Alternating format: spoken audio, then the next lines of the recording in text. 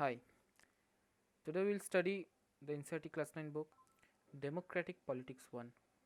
We'll start with the first chapter, what is democracy and why democracy. One simple factor common to all democracy is the government is chosen by the people. We can give a simple definition that democracy is a form of government in which the rulers are elected by the people. The army rulers of Myanmar were not elected by the people. Those who happened to be in control of the army became the rulers of the country. People had no say in the decision.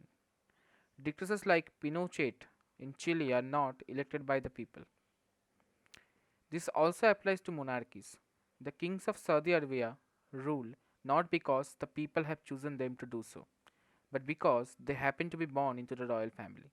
The simple definition is not adequate. It reminds us that democracy is people's rule. But if we use this definition in an unthinking manner, we would end up calling almost every government that holds an election a democracy. That would be very misleading. As we shall find out in chapter 3, every government in contemporary world wants to be called a democracy, even it is not so. This is why we need to carefully distinguish between a government that is democracy and one that pretends to be one. We can do so by understanding each word in this definition carefully and spelling out the features of a democratic government. Some famous quotes on democracy. 1. Democracy gives every man the right to be his own oppressor. 2. Democracy consists of choosing your dictators after they have told you what you think it is you want to hear. 3. Man's capacity for justice makes democracy possible, but man's inclination to injustice makes democracy necessary. 4. Democracy is a device that ensures we shall be government no better than we deserve. 5. All the ills of democracy can be cured by more democracy. Now let's look at some major decisions by elected leaders. In Pakistan, General Pervez Musharraf led a military coup in October 1999. He overthrew a democratically elected government and declared himself the chief executive of the country. Later, he changed his designation to president and in 2002 held a referendum in the country and granted him a 5-year extension. Pakistani media, human rights organizations, and democracy activists said that the referendum was based on malpractices and fraud. In August 2002, he issued a legal framework order that amended the Constitution of Pakistan. According to this order, the President can dismiss the national and provincial assemblies. The work of the civilian cabinet is supervised by a National Security Council, which is dominated by military officers. After passing this law, elections were held to the national and provincial assemblies. So Pakistan has had elections. Elected representatives have some powers, but the final power rests with military officers and General Musharraf himself. Clearly, there are many reasons why Pakistan under General Musharraf should not be called a democracy. But let us focus on one of these. Can we say that the rulers are elected by the people in Pakistan? Not quite. People may have elected their representatives to the national and provincial assemblies, but those elected representatives were not really the rulers. They cannot take the final decisions. The power to take final decisions rested with army officials and with General Musharraf, and none of them were elected by the people. This happens in many dictatorships and monarchies. They formally have an elected parliament and government, but the real power is with those who are not elected. In a few centuries, the real power was with some external powers and not with local elected representatives. This cannot be called people's rule. This gives us the first feature. In a democracy, the final decision making power must rest with those elected by the people. Free and fair electoral competition. In China, elections are regularly held after every 5 years for electing the country's parliament, called Kuanggo Renmin Dalbiao Dahul. That means National People's Congress. That National People's Congress has the power to appoint the president of the country. It has nearly 3,000 members elected from all over China. Some members are elected by the army. Before contesting elections, a candidate needs the approval of the Chinese Communist Party.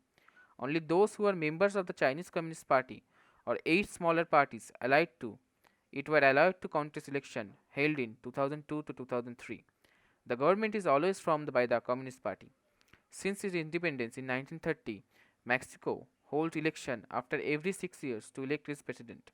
The country has never been under a military or dictator's rule, but until 2000, every election was won by a party called PRI, Institutional Revolutionary Party. Opposition parties did contest election but never managed to win. The PRI was known to use many dirty tricks to win elections. All those who were employed in government offices had to attend its party meetings. Teachers of government schools used to force parents to vote for PRI.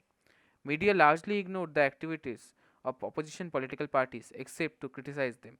Sometimes the polling booths were shifted from one place to another in the last minute, which made it difficult for people to cast their votes. The PRI spent a large sum of money in the campaign for its candidates.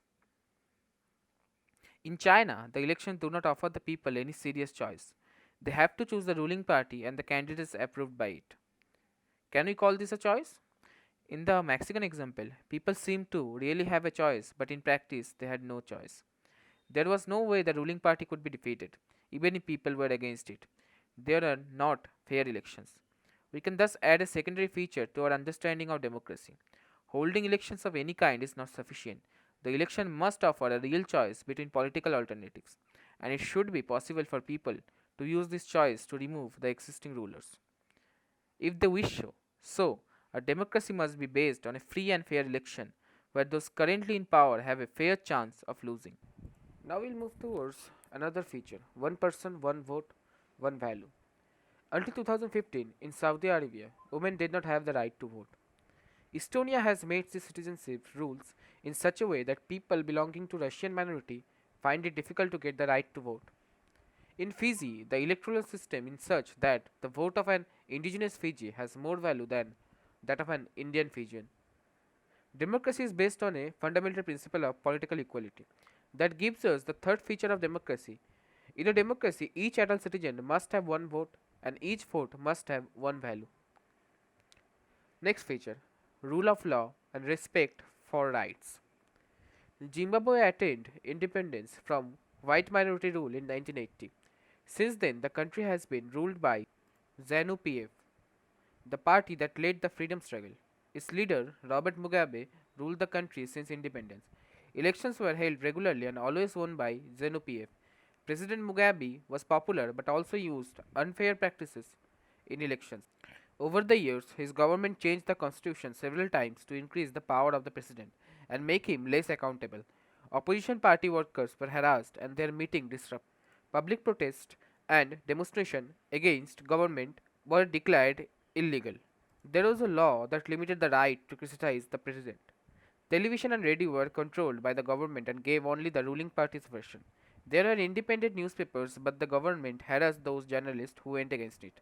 The government ignored some court judgments that went against it and pressurized judges. He was forced out of office in 2017.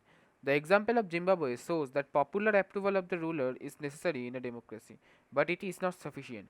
Popular governments can be undemocratic. Popular leaders can be autocratic.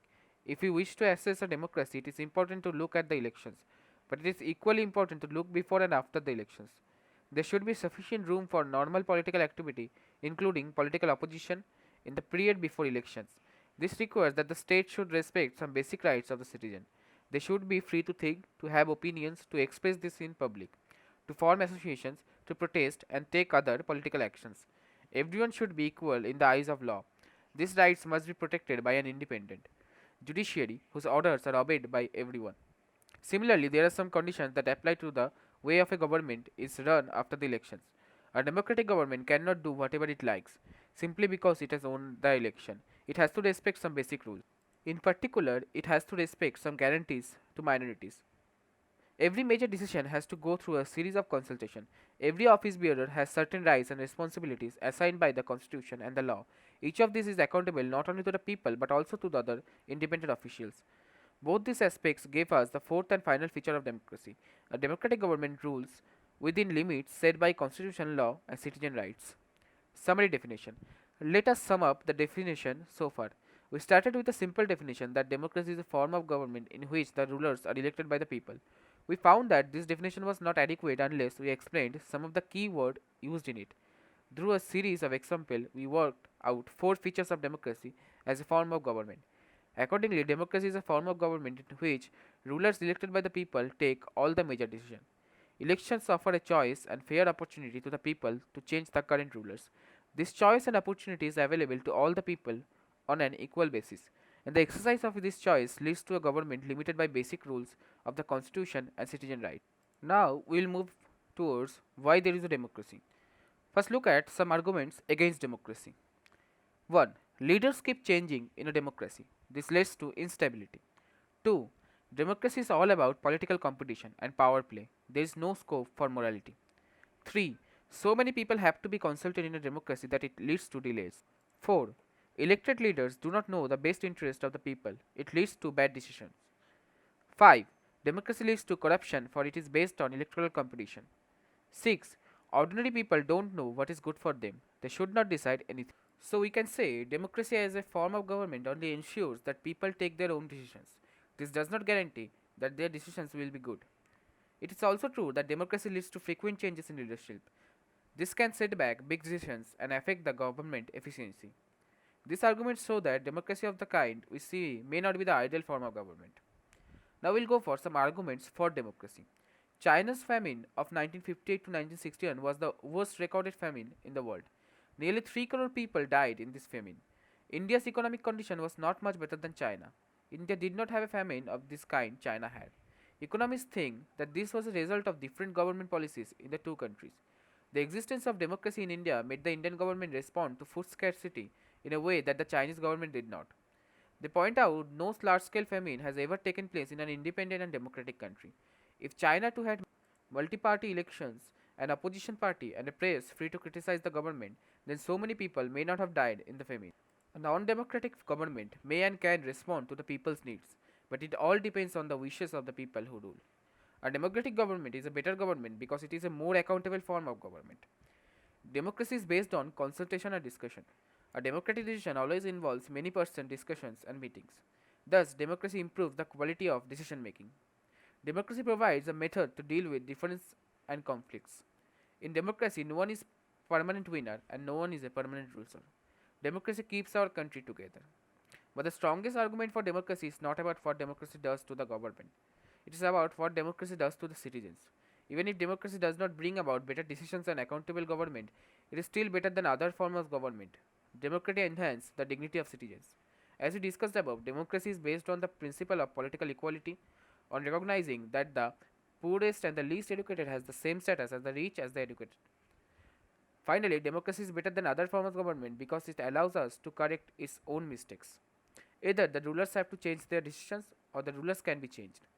Let's sum it up. Democracy cannot get us everything and it is not the solution of all problems, but it is clearly better than any other alternatives that we know. Better chances of a good decision. Now we'll move towards some broader meanings of democracy.